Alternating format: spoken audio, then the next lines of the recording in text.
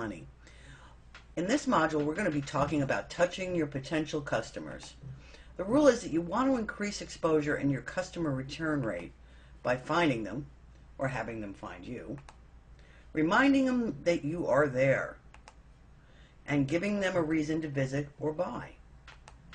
And then reminding them that you are there, and giving them a reason to visit and buy, and giving them an incentive to recommend you to others. Now, I put in giving them a reason to visit and buy and reminding them that you were there more than once because typically you need to do that. You need to remind them that you're there and you have to give them a reason to visit or buy. Now, let's talk about lead generation for your clients. This is how clients gather leads. It's either through their local mobile search or through local mobile advertising, as well as offline promotions. Now, if you're going to do a campaign, you really need to define the purpose of the campaign. Do you want people to call? Do you want customers to show up in your shop? Do you just want leads so that you can call them? Are you just building a list, like either through SMS or email? Once you define that purpose, then you can decide what that actual campaign is going to be. Now, once you figure out that campaign, you need to look at what your traffic sources are. There's local search with Google, which we've already set them up on. There's offline occurrences, like local papers, flyers, postcards. There's purchase traffic, either through Google or AdMob or some of the other different venues we looked at. And there's social media. And we're not going to get hugely into social media with the exception of Facebook Places and Foursquare, because there are other courses that really teach social media management in a much better way than I can, and it's an add-on service. So if you learn how to do that, you can absolutely upsell your clients to social media management. Now remember, traffic represents real people. These are people who are potentially customers. So don't look at it in an abstract. Look at every click that you get as a person. Every call that clicks a call is a person. That's important. So where does mobile traffic come from? Well, they come from SMS ads, okay, text messages. You know, I happen to subscribe to Lane Bryant and my local restaurants, and I get these text messages that go to mobile coupons. There's also display ads that are on the on apps. There's search ads, like in that Google one in this third panel. There's also other display ads that are in games and different apps, and then there's push notifications from apps themselves. Mobile magnets. These are different things that will elicit somebody to opt in or to do something. When you're using SMS, text to win or text to give are actually wonderful. Okay, so text mobile to 6777 and get a free pizza, or let's say text 6777, you know, to mobile to that to enter a contest. They also have text to give, which is very good for nonprofits. You can use loyalty programs, like instead of having a card for every 12 visits, you get a free smoothie or whatever. It can all be done on the cell phone. And then, of course, you're using QR codes and whatnot. So all of those are mobile magnets, and those are all points of lead generation. Now we're going to get into text and SMS a little bit more heavily. The first thing you need to do is just set up a short code in mobile keyword with a reputable service. I use BizM3. They're not the only guys out there. The only thing you need to keep in mind is that you have to have all the capabilities that you want, like the polls, if you want to do a trivia game, your tracking, and most importantly, there has to be a confirmation of opt-in and the ability to opt out. It's the law. A lot of people are getting away with it now, but you don't want to get in a position where it's you on the other end of the bad end of the law. So once you have figured out the service you're going to use, and I'm going to do some demo videos with BizM3, you pick a mobile keyword that communicates the customer or the customer's business. So if the customer's name is Milano, you might want to take Milano at whatever short code you have. So Milano at 3010101. Or you might want to say if maybe Milano's a pizza here, then you might want to get pizza. If pizza's taken, you can take pizza too, etc. and so on. Now use this keyword and shortcode on all your promotions, your web, business cards, at the establishment itself, in short, everywhere people can actually see it. Use a coupon or something that will incentivize your customers to opt in. People are not going to opt in if all you're going to do is spam them. All right? That's not the point here. You have to have a proper balance. So incentivize them, and then don't be a nag. Keep in touch with your customers with specials, coupons, and important information. And drive them to landing pages or to come in directly. This is immediate. 95% of all text messages get opened up in the first couple minutes. So as I said before, if your business is slow and you want the phone to ring right away, you send out a text, or you send out a special that expires in a few hours. This is a very immediate way of promoting. Now, what mediums can we promote mobile SMS campaigns? Well, pretty much anywhere. Everything from business cards to magazines to print ads to billboards to digital signage to door hangers to banners, promotional items, DVDs, websites, car magnets, and wraps. And here's some examples. This is a print ad. So this is for a taco. Now, if you text taco, you end up receiving a free taco. Now, you do that and you give them a free taco, and now you have the ability to market to them again. Promo items. Billboards. And this is also a way of measuring how successful some of your offline campaigns are. Vehicle wraps. Check this out.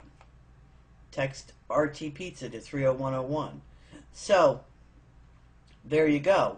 These are different ways of using and pushing your text message. This is also digital signage and kiosks. And a lot of us who are dealing with local guys probably aren't going to ever be large enough to do this, but it's good to know. And even if you get into radio and TV ads, it's easier for somebody to remember to text, Dragon to 30101 as opposed to going to www.dragonforus.com. So this is what one of these campaigns looks like. So you go text to win, and they text no cover to 30101. You get a coupon back that says, congratulations, show this at the door and get in for free. So you have a text to win contest. Voting is actually pretty cool. Who do you think is better, Madonna or Lady Gaga? I mean, that stuff is kind of important. Or political. Oh gosh, everybody wants to give their opinion. And you can do polling this way. You can do a survey or send them for trivia to win a contest. You can get real creative on this. Pretty simple. Now here's another thing that's kind of interesting. On the left here is a picture of my iPhone, and I'm clicked on this app to the left that says right underneath the phone called Real Estate. And this is called Smarter Agent, and it's actually an app that a friend of mine has on how to look for, he's a real estate agent, and it's branded to him. So when I go to it on the left, I can actually go and map and look at and actually search the MLS with this app. I think it costs him no more than $50 a month to be a part of that. I texted to get the app, and now I have it. Now if I'm ever looking for a new home, this is how I'm going to do it. There are other apps, like the one in the middle here is actually from MPros, which is Marketing Professionals, and it's one of those apps that shows RSS feeds and whatnot, and you can see it on the right here. This is one of the articles that came from that. So it's a branding tool. It also, you can push notifications through that. It's more touch points. Then the other thing you need to look at is purchasing traffic, because AdMob has been bought by Google, and it allows you to purchase traffic, see videos, push to apps, landing pages, and click to call. You can also target by the type of phone the individual has, their demographics, and location. Take a look at this. When you're creating an ad group in AdMob, and please, I'm just showing you a piece here. There's going to be instructional videos exactly how to start from, signing up for a new account, etc., and so on. But take a look at this. it really goes into the goals. Like I said, when we figure out the purpose of the campaign, what do we want to promote? A website, an application, specific media, or to an actual location. So you can have click to call, click to maps, or a search ad. Take a look at this.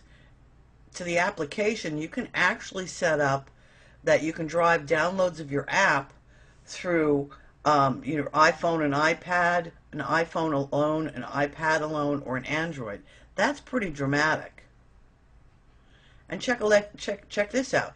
You can promote a video or an iTunes store listing. That's pretty great for artists. I haven't seen anything like that before. And then, of course, underneath that is location. And that's what we do with a lot of our stuff, is location-based. Right now I'm running a test for one of my dentists. Click to call in their local area. We're paying 5 cents a click. Then the other way you can keep in touch and help your clients make money is through email. You can set up and manage a client newsletter and autoresponders. Although that happens to be a little old school at this point, it's still effective. Maybe not as effective as text, but it's a little bit more adopted. So you've got Aweber, you've got iContact, Infusionsoft, whatever email service provider you want to use, you can use with mobile and local. You add this to offline, mobile, and online promotions. Now here's another interesting thing that you can do for your clients. It's a voice blast. You can push customers and potential customers to a recorded message, either by text them a quick click to call, or set up a click to voice recording and advertisements on mobile. You can direct call to voice recordings too.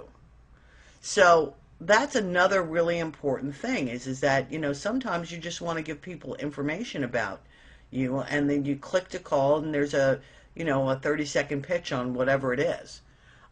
This is the other thing, is QR codes are going to more and more become important in this. And I'm going to go into exactly all the different things a QR code can do. And I know we've gone into it before, but it's kind of important, so we're going to go into it again. So QR code can transfer information like a name, address, and phone number. It can go to a website. It can map to a location. It can help you get social media friends. You can basically put any communication that you want, and you can even add your own graphic to it. So when should you use QR codes? You should use them all the time. You should use them on advertisements, you should use them on business cards, and you can use them on your mobile advertising. I've shown you this before. This is Be Curious. This is the super duper QR code generator, and we've looked at this before, and there's some videos on it that I'm sure you've gotten to see already. This gives you basically like a dashboard that you can work with. Mobile coupons. Here's one we did in WordPress. It's pretty simple. This is where people will land after you drive some traffic there. So when you're looking at types of promotion, don't get locked into any one particular thing. You're allowed to be creative, but use text, QR codes, mobile coupons, and mobile ads, and keep the conversation going. Don't be overly salesy. Of course you want a call to action. Of course you want people to come in, but you want to be genuine, okay? So if you have, keep in mind the voice of the business that you are representing. Reward customers and reward them for referring others and for writing reviews, because reviews are really important. We went into this already. If you want to have a good local organic search listing on mobile and otherwise, you better have reviews. And remember how immediate SMS is. Business slows. You can send a text and you can fill your business immediately. I don't know of anything that works that fast. Okay, now I want you to look at some advanced strategies here and what I consider a sneaky customer retention strategy. Tracking phone numbers. Well, right now, everything you've set up so far goes directly to the client, and there's no way you're tracking who calls them.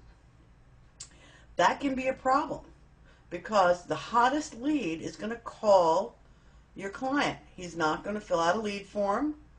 He's not going to text him. He's going to call.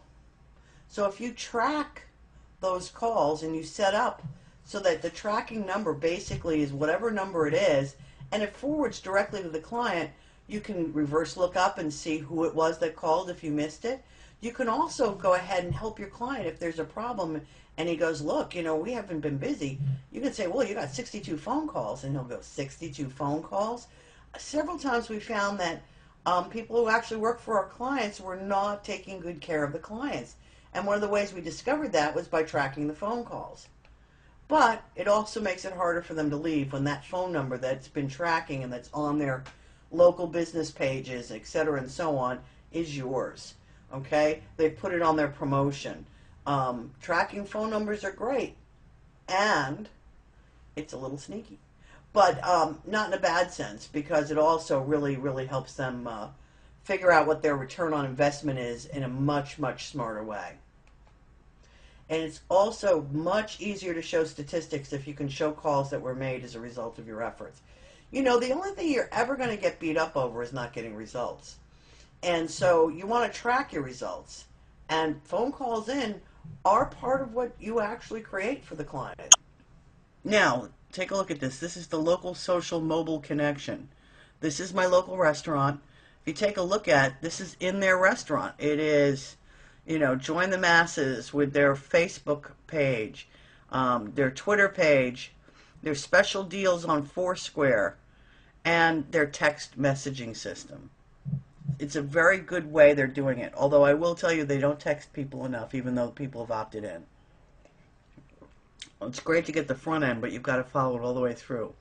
So, yeah, here you go. It's Facebook, MySpace, Twitter, LinkedIn. Over 50% of all social media interactions are done on a cell phone.